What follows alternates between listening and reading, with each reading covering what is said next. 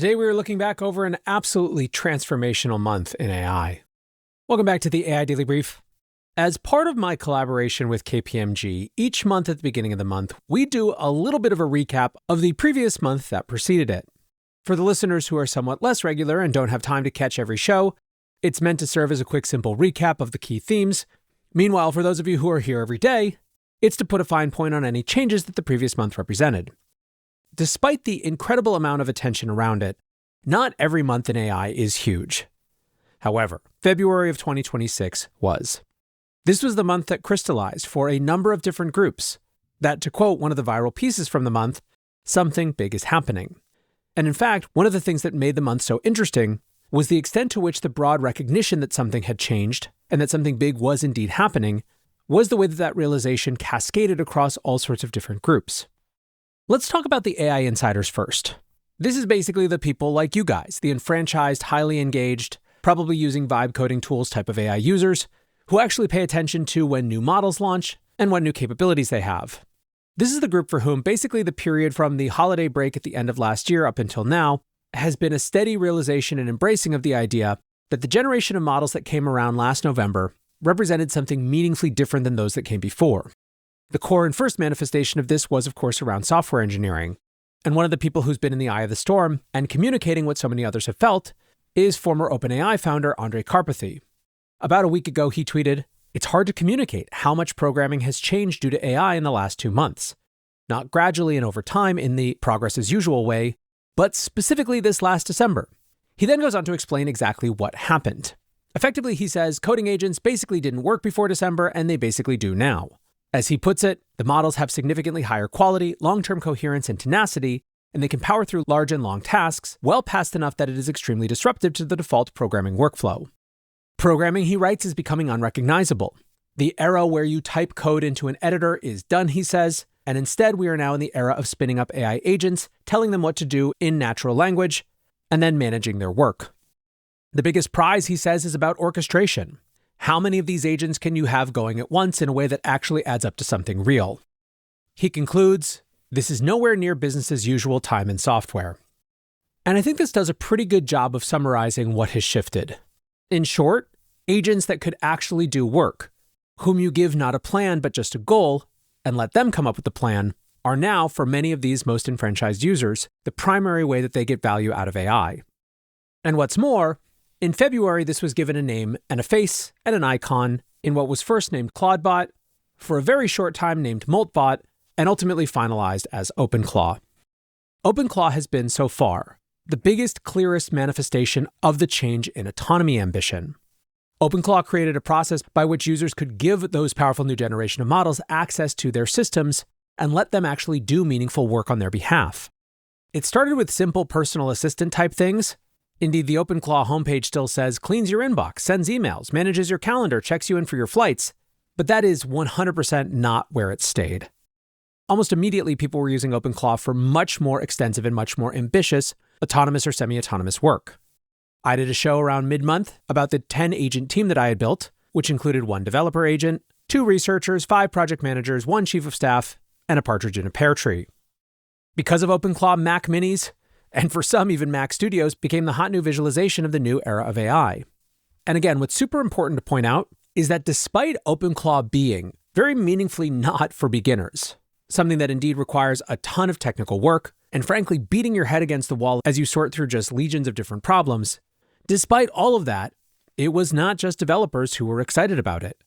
It was all sorts of different types of people. I have no better evidence for this than the response to ClawCamp, which is the self-directed program I put together that basically took the process that I had gone through to figure out how to build both my first agent and then the agent team and turned it into a sequence that other people could follow. It is not an easy sequence. It takes a lot of time and a lot of hard work, and yet nearly 5,500 people are doing it right now. By the end of the month, we were starting to see the manifestation of ideas that have long lurked around the edges of AI as some exciting future potential, but which were now coming to the fore. Solopreneur Ben Serra by himself built a company called Pulsia, which is an AI for running autonomous AI companies. Basically, you sign up for Pulsia, give it an idea, or just ask it to surprise you where it'll go do some research and come up with a relevant idea that seems related to you, and then it will build a company around it.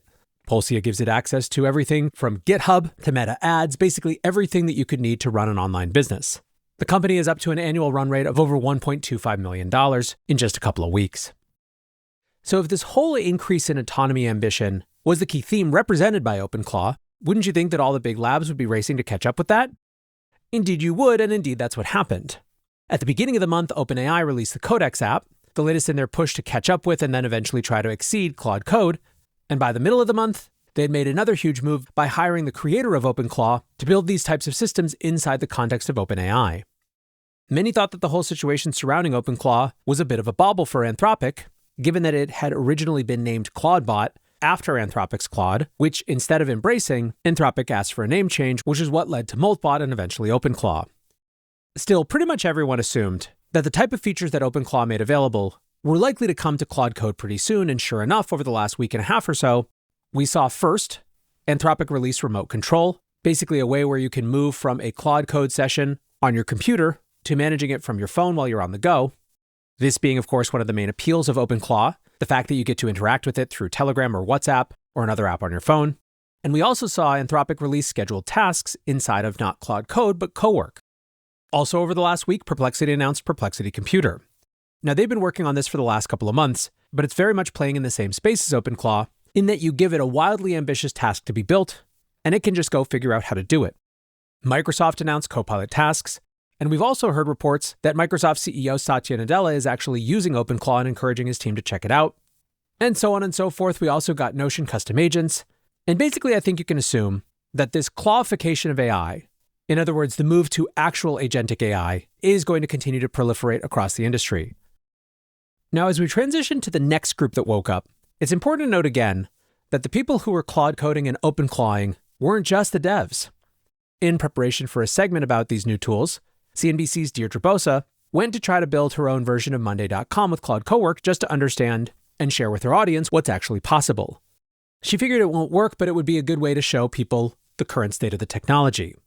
An hour later, she writes, I literally have my own Monday.com that's plugged into my calendar and Gmail and surfaced a kid's B-Day that was not anywhere on my radar and I need to get a gift for. Finance and markets content creator Joe Weisenthal was actually a couple weeks ahead of everyone else, starting to play around with Claude Code in a big way back in January, and in many ways preceding the realization that the rest of Wall Street would have coming into February, because if one group that woke up in February was the AI insiders, the other group was Wall Street.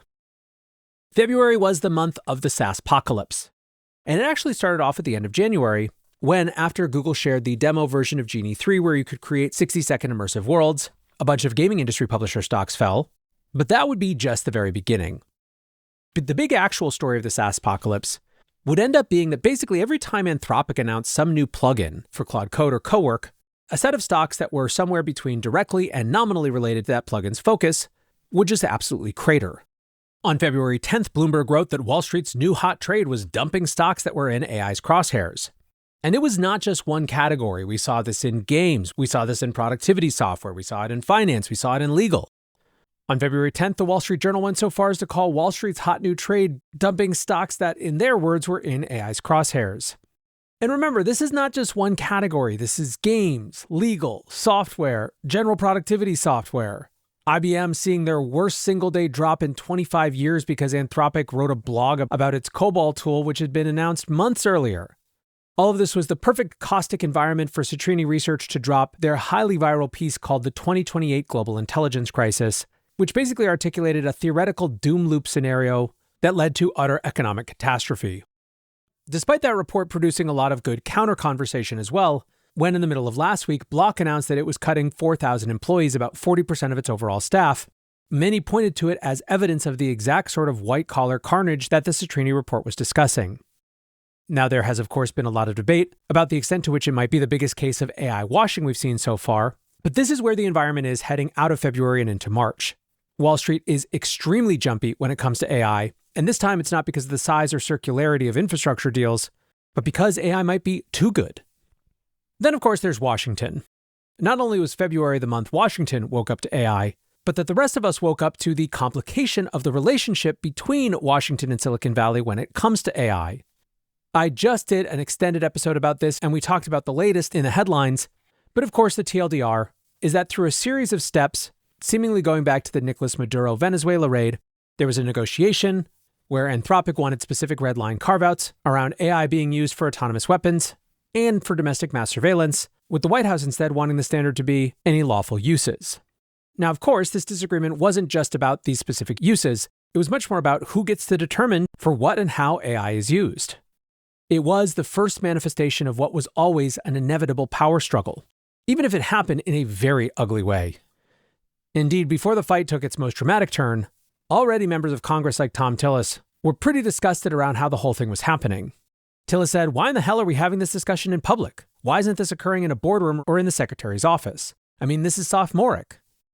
It of course only got more so, as President Trump and Defense Secretary Pete Hegseth announced that not only would the US government not be working with Anthropic, but that they were going to be designating them a supply chain risk, arguing that that meant that other contractors of the US government would also have to drop their relationships with Anthropic, which, if it came to pass, would have some pretty serious and dramatic implications.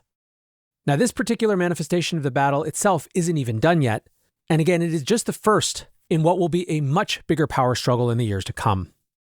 So those were the big things. AI insiders woke up and changed their level of autonomy ambition. Broader white-collar workers got dragged along and started to use things like ClaudeCode, Claude Cowork, and even OpenClaw. This spilled over into a recognition on Wall Street that, as Matt Schumer's post put it, something big was happening, which led to lots of chaos in the markets. And to cap it all off, we have, of course, the absolute bun fight that is Anthropic versus the Pentagon. In terms of other key details, a couple things that are worth noting, especially as we keep an eye on what we expect in March. First of all, while we didn't get the much anticipated DeepSeek 4, we did get SeedDance 2.0 from ByteDance, which is a video generation model that had many people in the AI industry asking whether it was the first example of China open-weight models not only catching up with the US, but actually exceeding it. The big one to watch for coming up in March is, of course, that DeepSeek event, which people have been predicting as coming next week for basically every week for the last 4 weeks. Anthropic added Sonnet 4.6 to Opus 4.6, making a complete 4.6 suite, and Google dropped Gemini 3.1 Pro.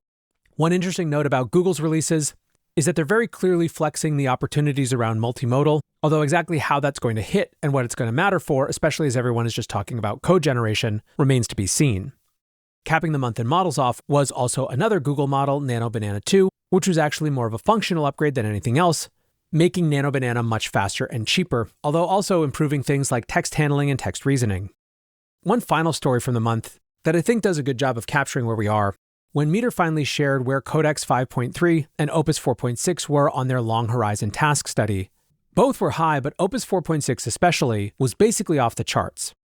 At this point, in other words, we are in uncharted territory, where even the metric that became one of the most, if not the most important metric in some ways of showing AI progress last year, just can't keep up any longer. And with March now here, we could be heading for something else huge. My X/Twitter today is filled with rumors of GPT not 5.3, but 5.4, and a lot of breathless discussion about how much better it is. We'll see if that's actually true, but no matter what, 2026 is off to a rollicking start. And that is going to do it for today's AI Daily Brief. Appreciate you listening or watching as always. Thanks to KPMG for sponsoring the monthly recap. And until next time, peace